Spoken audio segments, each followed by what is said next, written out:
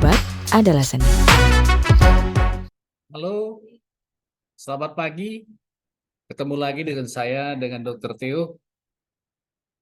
Kali ini pertemuan ketujuh kita bicara tentang uji diagnostik. Meskipun uji diagnostik ini jarang digunakan di dalam dunia farmakologi, khususnya farmakoepidemiologi, tetapi saya tetap komitmen karena di awal kuliah sudah dijelaskan bahwa farmakoepidemiologi adalah kombinasi dua ilmu, farmakologi klinik dan epidemiologi. Sedangkan uji diagnostik lebih banyak sebenarnya ke bagian klinik di rumah sakit. Di bagian farmakologi mungkin hanya beberapa dipakai, misalnya membandingkan dua alat untuk menentukan kadar habat minimal atau dosis, atau juga dipakai misalnya untuk mengetahui progresivitas penyakit atau keberhasilan pengobatan, misalnya pada kasus-kasus onkologi. Biasanya kasus-kasus onkologi, terapi kemoterapinya itu dalam berapa seri. Jadi bisa dilakukan pemeriksaan uji diagnostik berulang-ulang untuk mengetahui progresivitas penyakit ataupun untuk mengetahui keberhasilan pengobatan. Jadi apa yang dimaksud uji diagnostik adalah membandingkan dua jenis pemeriksaan dengan gold standar. Ya, jadi pendahuluannya kira-kira supaya diagnosa cepat dan tepat, tidak semua kasus mudah diagnosa, jadi perlu alat uji diagnostik baru. Jadi kata kuncinya adalah membandingkan satu pemeriksaan dibanding pemeriksaan lain atau satu alat dibanding alat lain, boleh juga satu pemeriksaan dengan alat. Ya. Ada dua pemeriksaan uji diagnostik ini secara serial ataupun paralel. Serial misalnya pada TBC anak setelah tuberculin test baru dengan torak foto, atau setelah untuk kasus HIV misalnya setelah ELISA baru Western blot misalnya ya. Kalau paralel misalnya dilakukan misalnya koma, kimia darah dan scanning misalnya. Kalau untuk tifus misal Galvidal dan apa gitu ya, pemeriksaan sumsum tulang. Ya, jadi pada prinsipnya membandingkan satu pemeriksaan dan pemeriksaan yang lain, dan yang lain itu disebut bukan yang disebut, yang lainnya itu dianggap mesti gold standard ya. Disebutlah uji diagnostik. Jadi beberapa literatur mengatakan ada dua uji diagnostik. Kalau sudah ada gold standard disebut uji diagnostik, tapi kalau belum ada gold standarnya kita sebut uji akurasi. Ya, tolong diingat tuh bedanya nanti di mana, terutama cuma di cara menganalisa datanya. Selanjutnya untuk uji diagnostik ini adalah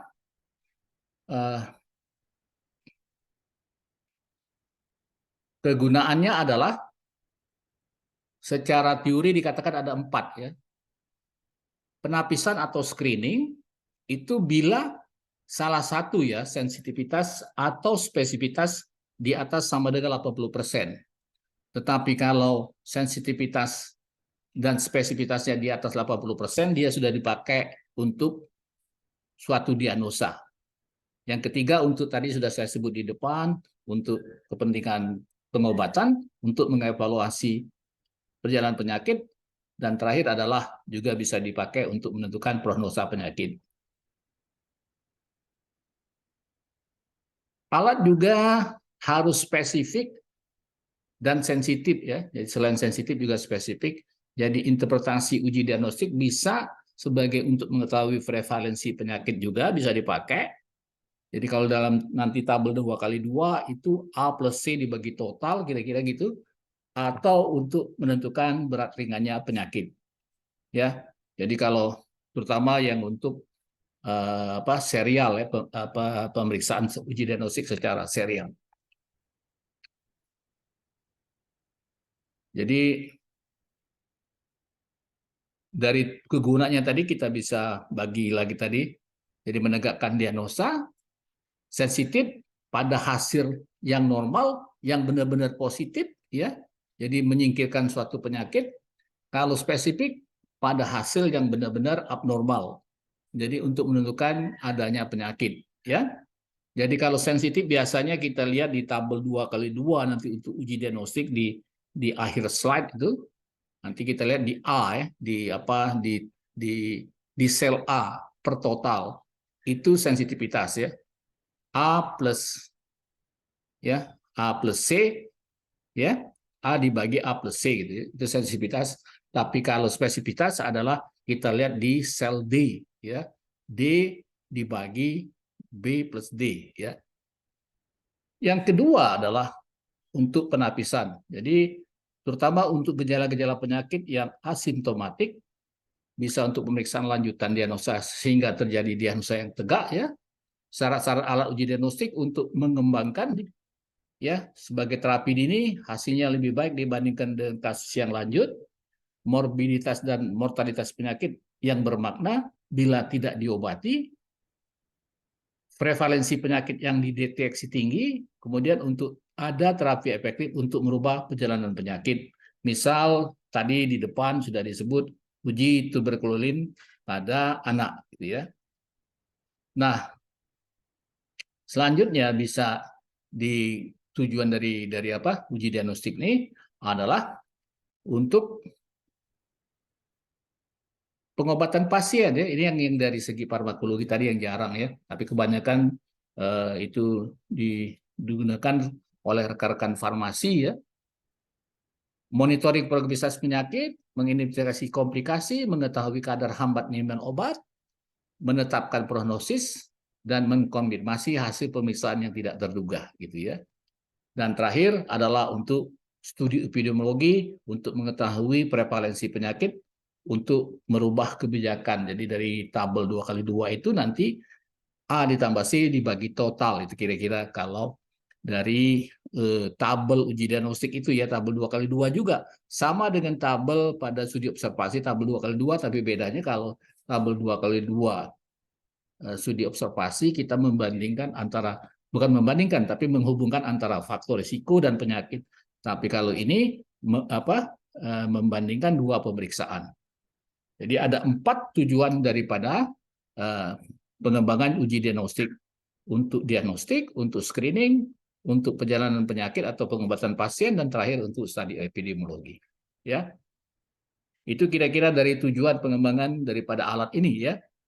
Perlunya uji diagnostik baru itu harus bermanfaat lebih, terutama nilai diagnosnya dibandingkan baku emas ya. Tambahan lagi nyaman bagi pasien, lebih mudah dan sederhana, lebih murah, dan dapat menegakkan diagnosa penyakit lebih dini ya. Dan terakhir ini bisa ditambahkan kalau bisa bersifat portable ya, Jadi banyak juga sekarang penelitian-penelitian justru di mahasiswa S1 sudah penggunaan alat ya. Beberapa kali saya ikut menyertai mahasiswa di tingkat PIMNAS, misalnya sudah ada yang berani dari S1 mengembangkan alat ronsen ya.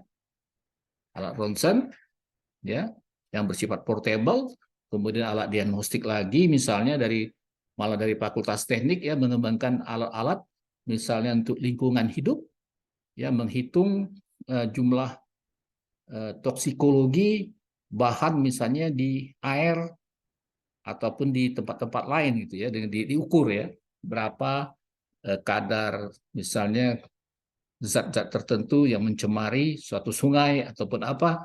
Bisa juga menghitung jumlah koloni kuman ataupun koloni bakteri yang lain gitu ya. Jadi itu kira-kira pengembangan yang terbaru sekarang gitu. Yang terbaru juga dari uji diagnostik adalah yang secara artificial gitu ya. Jadi sudah mulai kemarin saya lihat di tahun 2021 saja sudah banyak juga melakukan uji diagnostik secara artificial intelligence ini ya. Selanjutnya adalah dari ini baku emas, jadi pembanding harus baku emas yang ideal nilai positif pada subjek dengan penyakit, nilai negatif pada subjek yang tanpa penyakit. Sensitivitas dan spesifikasi tertinggi tadi saya sudah ngomong di atas sama dengan 80%. Kaitan dengan baku emas, uji diagnostik yang baru harus memenuhi syarat baku emas yang dipakai sebagai pembanding tidak boleh mengandung unsur atau komponen yang diuji, sensitivitas, spesifitas baku emas tidak boleh lebih rendah dari yang baru. Tapi kadang-kadang bisa juga alat yang baru itu sensitivitasnya dan spesifitasnya 100% juga ya. Sama seperti yang baku emas gitu ya. Itu bila apa gitu. Kita tahu sensitivitas tadi A dibagi A plus C gitu ya. Jadi kalau di C-nya 0, itu jadi A per A jadi 100%. Kira-kira begitu. Itu gambaran yang sering ditanyakan oleh mahasiswa. Ditanya kapan bisa sensitivitas 100% atau spesifitas alat baru 100% ya. Itu jadi jawabannya itu nanti ya. Jadi bila A, sel A dan sel D itu ya, kalau sensitivitas di A, kalau spesifitas di sel D gitu ya. Oke. Nah, selanjutnya adalah ini ya. Jadi yang saya maksud sel ini interpretasi uji diagnostik. Jadi sama persis dengan tabel 2x2 pada studi observasi, bedanya di sini ya. Jadi 2 ini yang sebelah kiri sini yang kolom ke bawah ini kita sebut alat yang baru, yang kalau yang di atas yang row itu baku emas, ada dan tidak ada gitu ya. Jadi A, B, C, D tetap ya. Jadi selnya A, B, C, D. Jadi yang saya maksud tadi adalah kalau sensitivitas A dibagi A plus C. Kalau spesifitas D dibagi B plus D. Gitu ya. Itu kira-kira nanti bagaimana menginterpretasi uji diagnostik ini. Jadi karena tabel 2x2 sama persis studi observasi, jadi sudah ketahuan dari sini variabelnya harus variabel dikotomik ya. Variabel dikotomik atau kalau skalanya dia harus skala nominal sehingga bisa dipakai tabel 2x2. Tapi kalau skalanya bukan skala nominal, itulah nanti kita perlu titik potong ROC supaya bisa masuk ke tabel 2x2 ini ya. Jadi ROC itu selanjutnya jadi yang ini ya rumusnya ya. Jadi sensitivitas, spesifitas, nilai duga positif, nilai duga negatif. Ada satu lagi kelupaan di sini kappa, nilai kappa. Kappa itu adalah A plus D dibagi total. Semuanya A plus B plus C plus D gitu ya. Jadi kalau kita ngomong uji diagnostik, kita membandingkan dengan gold standar cukup 4 ini yang kita hitung. Tapi kalau uji akurasi belum ada yang menjadi gold standar, kita tambah nilai kappa di sini ya. A plus B dibagi A plus D dibagi A plus B plus C plus D gitu ya. Nah, ini saya kasih contoh, misal ada 200 orang dengan baku emas biopsi atau patologi itu 100 positif limfoma maligna dan 100 negatif. Dengan alat yang baru diteliti 85 positif dan negatif, 95 yang positif dan yang negatif 105. Perbedaannya seolah-olah tipis ya, 5 orang. Dan nanti kita bisa hitung berapa nilai sensitivitasnya, berapa nilai spesifitasnya gitu ya. Ini kira-kira kalau kita beri contoh gitu ya. Ya. Nah ini, jadi kalau kita bagi begini, jadi 65, 30, 35, 70 gitu ya.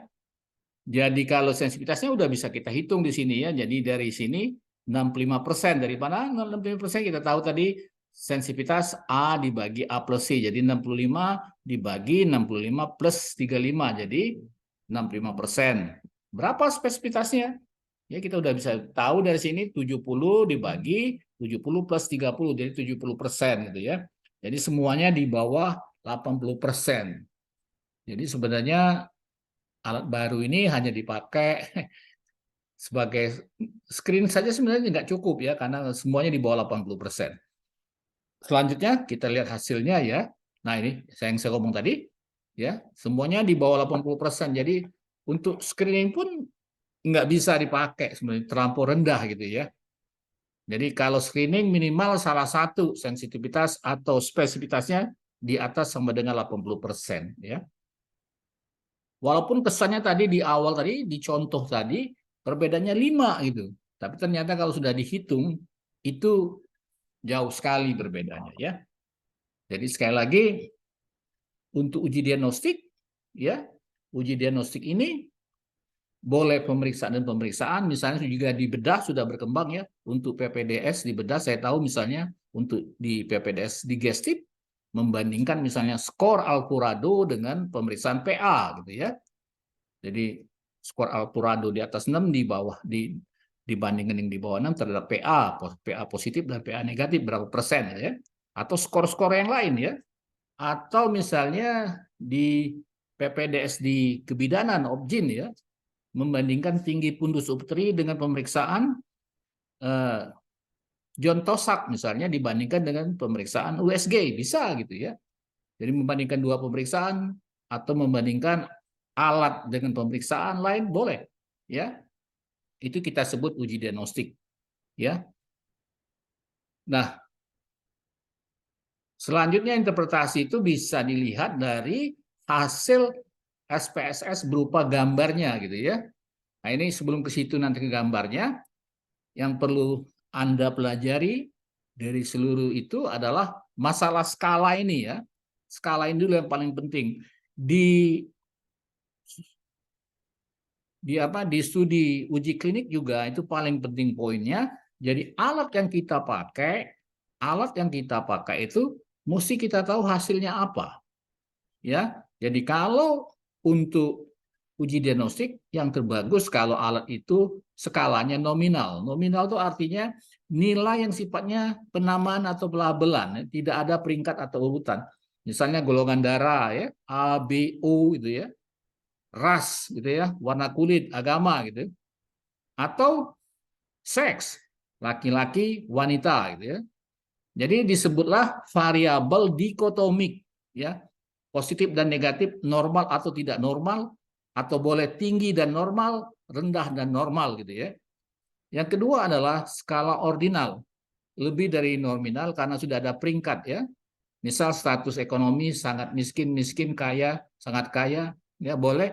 Kalau untuk labor biasanya misalnya positif 1, positif 2, positif 3 gitu ya. Ya. Jadi kalau jumlah anak misalnya belum ada, sedikit, sedang, banyak misalnya ya. Itu bisa kita lakukan ya. Misalnya juga di yang ketiga adalah skala interval. Nah, kalau di skala interval dan di skala rasional ini, yang alat yang Anda pakai, alat baru yang Anda pakai itu menghasilkan skala interval atau skala rasional, hasilnya nanti supaya bisa masuk tabel 2x2 di analisa itu, Anda membutuhkan ROC titik potong ya, titik potong itu ya, supaya menjadi skala nominal. Mana yang positif atau yang mana negatif atau yang mana yang tinggi atau yang normal atau yang rendah dan normal gitu ya. Jadi kalau skala interval lebih tinggi dari ordinal karena sudah ada peringkat. Masing-masing nilai mempunyai interval yang dapat diukur, tetapi tidak ada nol absolut ya. Tapi kalau skala rasional itu ada nol absolut, misalnya tinggi badan ataupun berat badan. Oke, jadi skala inilah yang menentukan nantinya analisanya apa gitu ya. Analisanya apa? Begitu juga di studi observasi ataupun di studi eksperimental gitu ya. Makanya kita butuh ROC untuk menentukan batas itu ya. Batas normal dengan tidak normal atau batas positif dengan negatif ya. Dan setiap center mungkin mempunyai perbedaan nilai ROC yang berbeda dari skala masing-masing itu ya. Oke. Jadi ini yang harus insan-insan kesehatan, baik Anda dari kedokteran gigi, atau farmasi, ataupun keperawatan, ataupun kebidanan, harus mengetahui ini, skala ini ya. Skala inilah menjadi variabel ya. Jadi kalau skala nominal menjadi variabel dikotomik istilahnya, kalau skala ordinal, skala interval, ataupun skala rasional menjadi variabel kontinu ya. Oke. Itu kira-kira gambaran skala yang ada dalam penelitian ya. Nilai batas dipakai menentukan normal ataupun tidak normal atau abnormal atau positif dan negatif, kita perlu nilai prediktor ya, itu yang disebut titik potong ya. Titik potong ya, atau ROC itu. Ya. Bentuk ordinal positif 1 2 3 atau numerik 30 31 32 ya. Ya. Ditetapkan dulu titik potongnya ya. Tapi kalau sudah positif 1 2 dan 3 akan sulit kita membuat titik potongnya kalau untuk negatif gitu ya. Paling-paling nanti di atas positif 2 di bawah positif 2. Menentukan titik potong itu disebut trade off ya. Jadi paling tidak sensitivitasnya paling tinggi atau spesifitas paling rendah atau sebaliknya ya. Yang terbaik adalah dua-duanya ya. Jadi misalnya menentukan kadar urium darah antara 40 sampai 60 mg per desiliter untuk gagal ginjal, yang mana kita ambil ya? Yang sensitivitas tinggi atau spesifitas tinggi ya, tapi yang terbaik adalah dua-duanya gitu ya. Jadi di sini misalnya kalau nilainya 40 41 sensitivitas tinggi tapi spesifitasnya rendah, tapi kalau di sini di 60 55 sensitivitasnya rendah tapi spesifitasnya tinggi. Ya, jadi untuk menegakkan diagnosa ataupun untuk menyingkirkan penyakit gitu ya. Untuk sebagai apa? Terapi nantinya ya. Pemilihan pengobatan yang sesuai dengan diagnosanya gitu. Oke, jadi titik potong itu bukan hanya untuk, sekali lagi diingat, uji diagnostik. Tidak, bukan ya. Bukan berarti itu ya. Titik potong dipakai kalau kita ingin merubah skala ordinal, skala interval, ataupun skala rasional menjadi skala skala nominal supaya bisa masuk ke tabel 2x2 gitu ya. Itu yang tolong diingat ya. Jadi untuk studi observasi juga bisa kita lakukan titik potong itu. Misalnya baru-baru ini ada penelitian mahasiswa PPDS anestesi melihat hubungan prokalsitonin dengan septikemia gitu ya.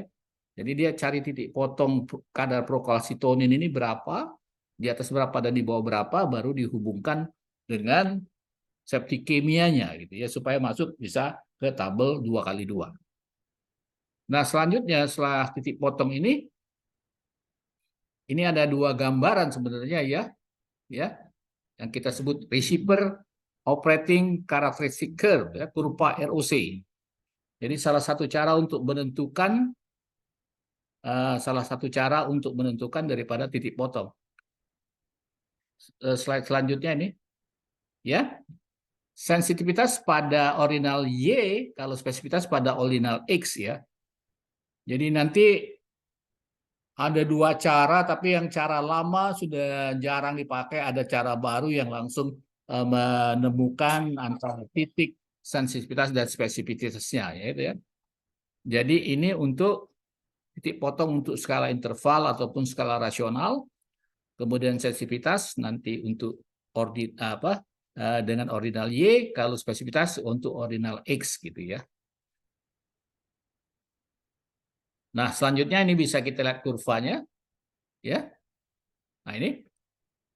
Jadi sensitivitas di Y, kalau yang sensitivitas di X gitu ya, X dan Y gitu ya, X dan Y, sorry di bawah ya. Nah, yang kita lihat adalah dari kurva ini yang mendekati pojok kiri, gitu ya, yang kita cari ya. Jadi kalau di sini kita buat titik bayangannya misalnya antara 75% dan 100% itu nanti ya titik potongnya ya. Ini cara lama gitu ya. Jadi gambarnya begini yang keluar nanti gitu ya. Jadi kita mencari titik potong itu yang terdekat dengan pojok kiri ini. Yang di pojok kiri yang 100% ini ya. Jadi kira-kira bisa dibuat garis bayangan dari antara 75% ini berapa, dibuat dari ke bawah yang untuk spesifitas sensitivitasnya, dari sini juga dibuat garis ya, kira-kira di situ titik ketemunya gitu ya. Selanjutnya adalah misalnya dari dua hasil pemeriksaan ini, nah ini bila di titik A 20% sensitivitasnya ini ya, jadi kita bisa pilih yang mana yang terbaik menurut versi kita gitu ya. Kita ambil salah satu tadi ya, sensitivitas yang tinggi atau spesifitas yang rendah, atau dua-duanya, yang paling bagus dua-duanya yang tinggi gitu ya. Selanjutnya, slide selanjutnya misalnya ini ya. Untuk slide selanjutnya ini ABC ya. Jadi kita bisa lihat kalau yang ini berapa persen ya. Yang A ini titiknya kita ambil yang ke sudut kiri ini ya. Jadi ini 80% semuanya. Kalau B berapa ya? Kurang di bawah 75% gitu ya. Oke. Ini yang model-model lama gitu ya untuk mencari titik potong itu gitu ya. Ini model-model lama. Kita sendiri yang disuruh menentukan, tapi kita mencari titik yang mendekati pojok kiri yang 100% itu. Dan yang model yang terbaru selanjutnya, slide selanjutnya yang ini ya. Jadi titik potong itu langsung ditentukan sendiri. Jadi langsung keluar nilai sensitivitas spesifitasnya berapa gitu ya. Ini yang saya kasih contoh tadi tentang kadar prokalsitonin gitu ya. Dihubungkan dengan septikemia gitu ya. Jadi langsung ketemu sendiri dibuat ya. Ini yang model baru. Jadi sengaja yang lama dan yang baru itu saya buat dalam slide ini supaya Anda tahu bedanya di mana. Kadang-kadang dia tetap juga, walaupun yang baru dikeluar, yang lama itu tetap keluar juga, ya. Tapi kita tetap membaca, tetap yang baru ini langsung ketemu antara sensitivitas spesifikasinya di mana pada titik apa, gitu ya. Nah, sebagai kesimpulan daripada uji diagnostik ini bisa kita tarik kesimpulan, ya. Jadi memastikan mengapa diperlukan uji diagnostik baru, menetapkan tujuan utama uji diagnostik yang diteliti, memilih subjek penelitian, menetapkan baku emas, kemudian melaksanakan pengukuran, dan yang terakhir melakukan analisa. Oh ya, satu lagi saya lupa, nanti kita ke sana juga ya, nanti waktu pembuatan proposal. Salah satu tolong diingat, uji diagnostik walaupun kesannya 2 pemeriksaan, tapi sampelnya tetap 1 ya. Tidak dibagi 2, sampelnya 2 kali mengalami pemeriksaan. Itu tolong diingat ya, jangan dipecah 2 sampelnya, periksa A, periksa B gitu, enggak. Jadi dua-duanya, jadi semua sampel diperiksa A dan juga diperiksa B. Ya, ya kalau dia dibagi 2, itu akan berakibat susah dianalisa. Yang terakhir adalah nilai akurasinya pasti rendah. Ya. Jadi sekian dulu yang bisa saya sampaikan tentang uji diagnostik. Terima kasih telah menonton. Jangan lupa subscribe, like, and share.